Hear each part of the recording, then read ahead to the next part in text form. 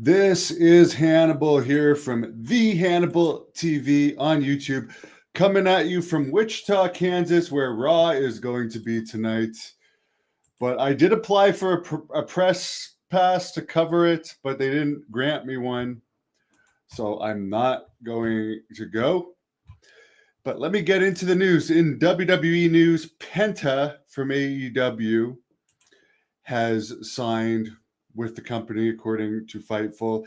His partner Ray Phoenix is still with AEW and is claiming inhumane treatment by AEW. So expect Penta to debut soon. One guy that they've done nothing with in AEW forever. But I just watched the AEW press conference from Arlington, Texas, where I've been many times. And they pushed a lot the Costco guys who have apparently signed with AEW now. The Costco guys actually appeared at the press conference and were signed. By the way, there was only a couple rows of people at the press conference. It looked like from what I could see on camera, it was a very tight shot. There seemed to be only about 4 rows back from the stage. It was not loud at all. It didn't sound like there was a lot of people there, but they definitely didn't have any full crowd shots. They kept it extremely tight. Tony Khan wore dark sunglasses as if he was hiding his eyes for some reason. When Lashley was announced, they said he was one of the biggest free agent signings in history. And although I like Lashley a lot, how was he a big free agent when WWE didn't want him anymore? It came public that he wasn't one of Triple H's guys, and that was the main reason his contract wasn't renewed. And what's he going to do? Wrestle for next to nothing for TNA or New Japan?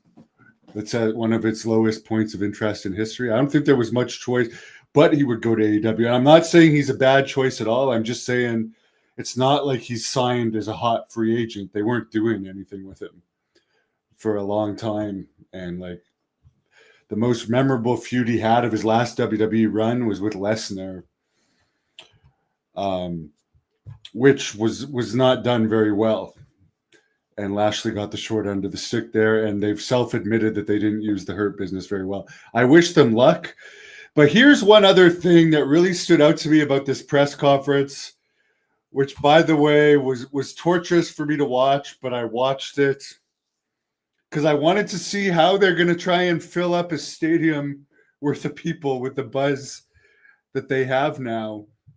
By the way, Conrad Thompson was there. They used him for it. So obviously they're trying to get the rub off of him as a podcast character, and he's going to be doing a convention that weekend. But here's one of the things: they had Swerve Strickland confront Lashley at the press conference. Tony Khan got in between them with some phenomenal acting, but there was no physicality at all. And I couldn't help but watch this and be like, in real fighting, like, well, what's supposed to be quote unquote real fighting in boxing and UFC, there's either mini fights, pushing matches, shoving matches, slapping at press conferences. There's stuff to get you wanting to see the actual fight. This was just people talking. Nobody did anything at this press conference but talk. Like, to me, that's boring. Why would I pay to see this if it's just talking? Mercedes Moné came up. She just talked. I would actually say Mercedes Moné gave the most entertaining speech of everyone's speeches. And I'm not just as far as an in-character promo where she acted like a heel. I thought she played the character. She was the best character. Then Sting, and I love Sting. Not saying anything about Sting, but here's the funny thing. They're doing this press conference, which is free to attend apparently, in front of a very small crowd. But they brought Sting to it as a surprise. If they had announced Sting was going to be there from the start, they probably would have had a lot more people show up. Sting would not confirm or deny if he was going to be at the show. Bryan Danielson appeared. He would not confirm if he was going to wrestle or not, but he said he was going to be there. I mean, he is. I think he's operating on a handshake with Tony Khan, but obviously has a very good deal there and has a good relationship with Tony Khan. Thunder Rosa, and I can't help but when I'm watching this, think Thunder Rosa is one of the people that have benefited from AEW. Because before AEW existed and she got signed, she was like getting her ass kicked in MMA. And she's gone from that to having a sweet AEW contract.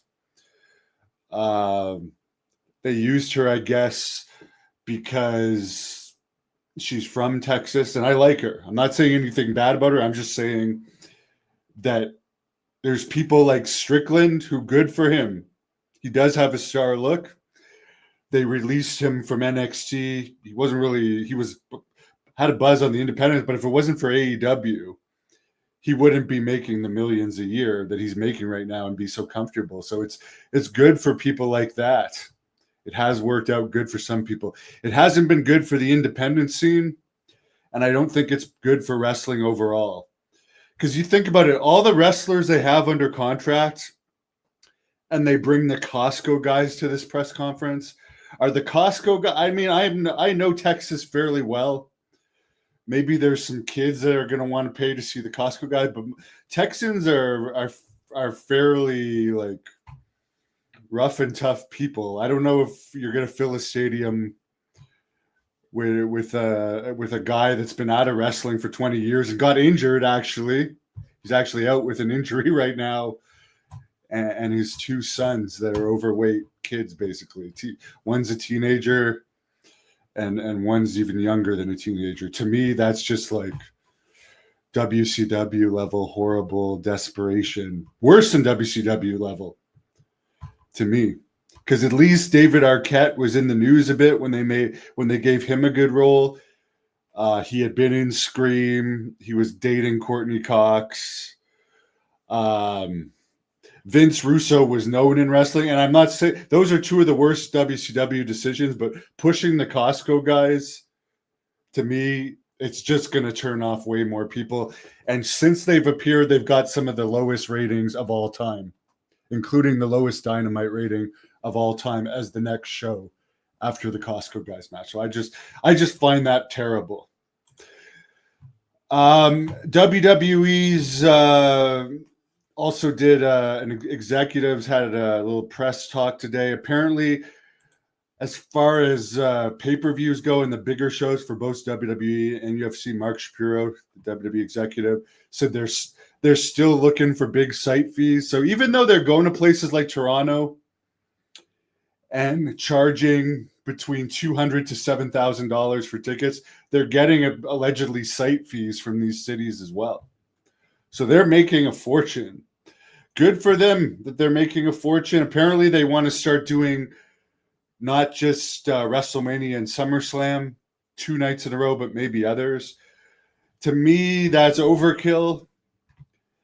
And right now, they're at a tipping point in popularity. I think when they first get on Netflix, they're going to get another boost in popularity if they can sustain that good.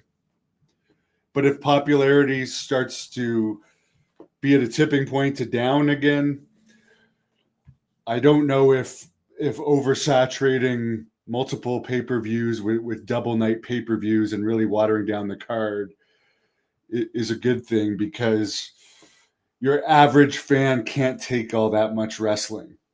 That's 2 nights in a row. That's a big dose of wrestling for someone to want to take in.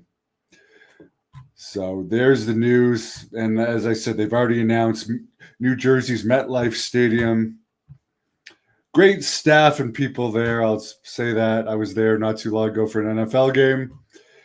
We'll be hosting SummerSlam 2025 for 2 nights in a row in Minneapolis, US Bank Stadium, August 2026. So you'd think that they'll probably try and keep Brock Lesnar under contract till at least August 2026. just as the booker in me thinking maybe the second night could be the Brock Lesnar retirement match for something like that. He's still under contract, people, supposedly making at least $12 million a year. And I don't think that includes his merchandise sales. He's just not being used on TV until the McMahon thing fully blows over, which just seems to be blowing over at this point overall. Have a great afternoon. For anyone watching this from Wichita, enjoy Raw tonight. Again, I was thinking of going, but I don't know. After sitting through the AEW press conference today, I think I'm all wrestlinged out for the day.